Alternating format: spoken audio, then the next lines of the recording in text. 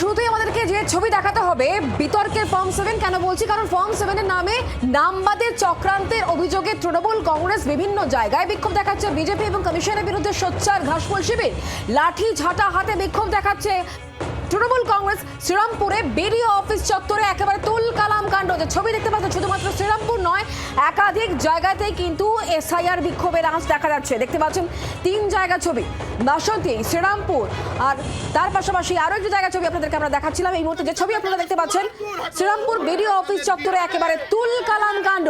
তৃণমূলের নিশানায় কমিশন এবং একই সঙ্গে বিজেপি। এর আগেও শুধু আমরা দেখেছি যে ফর্ম 7 দিয়ে নামবাদের চক্রান্ত চলছে, এই বিষয় নিয়ে কিন্তু তৃণমূল নেতৃত্ব বারবার করে সরব হয়েছে। আর এবার যখন এসআইআর এর শুনানি প্রক্রিয়া চলছে, শুনানি প্রক্রিয়া নিয়ে হেনস্থার অভিযোগ, দিকে দিকে পথ অবরোধ, বিক্ষোভ, আর এর মধ্যেই নতুন করে যেটা সমস্যার কারণ, যেটা নিয়ে অভিযোগ উঠছে, যেটা নিয়ে বিক্ষোভ, পথ অবরোধ, সেটা হচ্ছে ফর্ম 7 এবং ফর্ম 7 দিয়ে নাম বাদ দেওয়া হচ্ছে। এই চক্রান্তের অভিযোগে দিকে দিকে বিজেপি কমিশনের বিরুদ্ধে তৃণমূল কংগ্রেসের বিক্ষোভ এবং তৃণমূলের নিশানায় কমিশন, বিজেপি। যে ছবি আমরা বিভিন্ন জায়গায় আপনাদের দেখাচ্ছি, এইভাবেই কিন্তু একেবারে প্ল্যাকার্ড, পোস্টার নিয়ে লাঠি ঝাঁটা হাতে বিক্ষোভে সামিল হয়েছেন তৃণমূল কংগ্রেসের কর্মী সমর্থকরা। সেই ছবি সামনে আসছে। আমরা একটুখানি বিস্তারিতভাবে পরিস্থিতির বিষয়ে জানি। বিধান রয়েছেন, বিধান সরকার রয়েছেন আমাদের প্রতিনিধি আমাদের সঙ্গে। বিধান, কি অবস্থা, কি বক্তব্য, অভিযোগ উঠছে?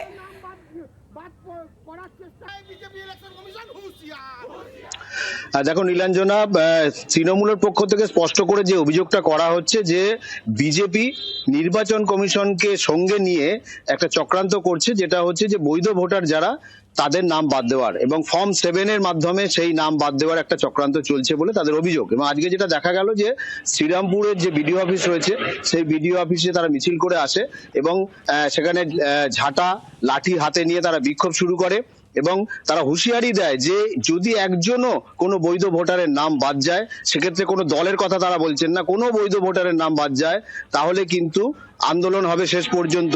এবং এই আন্দোলনের নেতৃত্ব দিচ্ছেন কারা না, যিনি হচ্ছেন হুগলি এবং শ্রীরামপুর সাংগঠনিক জেলার তৃণমূলের সভাপতি, চাপদানির বিধায়ক অরিন্দম গুইন, শ্রীরামপুর পুরসভার চেয়ারম্যান গিরিধারী সাহা এবং শ্রীরামপুর পুরসভার যারা পুর প্রতিনিধি রয়েছেন তারা। তাদের যেটা অভিযোগ যে বিজেপি চাইছে যে তৃণমূলের যারা সমর্থক, তৃণমূলের যারা ভোটার, সেই নামগুলো যাতে বাদ দেওয়া হয়। কারণ এসআইআর এর প্রক্রিয়া যখন শুরু হয়েছিল তখন থেকে একটা অভিযোগ উঠছিল এবং যখন খসড়া তালিকা প্রকাশ হলো তখন দেখা গেল যে 58 লক্ষ নাম বাদ গেছে, তার মধ্যে মৃত এবং স্থানান্তরিত ভোটারের সংখ্যাটাই বেশি। তারপরে যখন হিয়ারিং শুরু হলো এবং সেখানে দেখা গেল যে বিজেপি যে অভিযোগটা প্রথম থেকে করে আসছিল যে প্রায় 1.5 কোটি 2 কোটি লোকের নাম বাদ যাবে, এবং শেষে গিয়ে দেখা গেল যে 1 কোটির উপর মানুষকে কিন্তু নোটিশ ধরানো হচ্ছে শুনানির, এবং সেই শুনানিতে গিয়ে মানুষ হয়রান হচ্ছে এবং অনেক মানুষের মৃত্যু হয়েছে, এমনটাই অভিযোগ তৃণমূল কংগ্রেসের। যে কারণে গোটা এই এসআইআর প্রক্রিয়াটার বিরুদ্ধে তাদের প্রতিবাদ, পাশাপাশি ফর্ম 7 এর নাম করে, অর্থাৎ কোন সন্দেহজনক ভোটার, তিনি মৃত বা স্থানান্তরিত বা তার তথ্যের কোনো গরমিল আছে, সেই রকম কোনো ভোটারের যদি কেউ অবজেকশন করে ফর্ম 7 এর মাধ্যমে, তার নাম কিন্তু নির্বাচন কমিশন কেটে দেবে।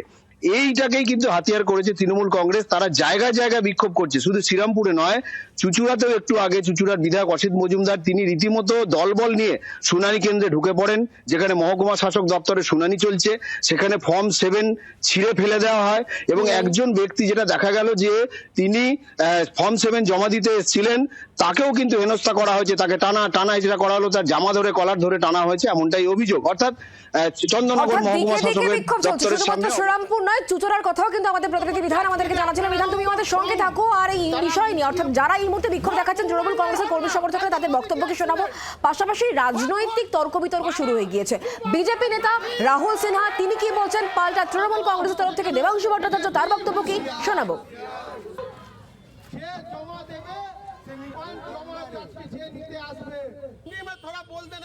বাংলার ভোটাধিকার কেড়ে দিচ্ছে এই বিজেপি আর ইসিআই মিলে। তো এর বিরুদ্ধে, এর প্রতিবাদে সাধারণ মানুষের স্বার্থে আমরা আজকে রাস্তায়। জঞ্জাল সাফ করতে ঝাঁটা লাগে, তো সেই ঝাঁটা মহিলারা তুলে ধরেছে। মহিলারা বাড়ির কর্ত্রী, তারা জানে বাড়ি পরিষ্কার রাখতে ঝাঁটা ব্যবহার করতে হয়। তাতে যদি আমাদের রাজ্যকে পরিষ্কার করতে ঝাঁটা লাগায়, মহিলারা ঝাঁটা হাতে বেরিয়ে যাচ্ছে। তৃণমূলের মূল অসুবিধাটা হচ্ছে এসআইআর। কার নাম বাদ দিল, কার নাম যোগ করলো, ওটার অসুবিধা নয়। এসআইআর হচ্ছে তৃণমূলের মৃত্যুবান, এটা তৃণমূল বুঝে গেছে।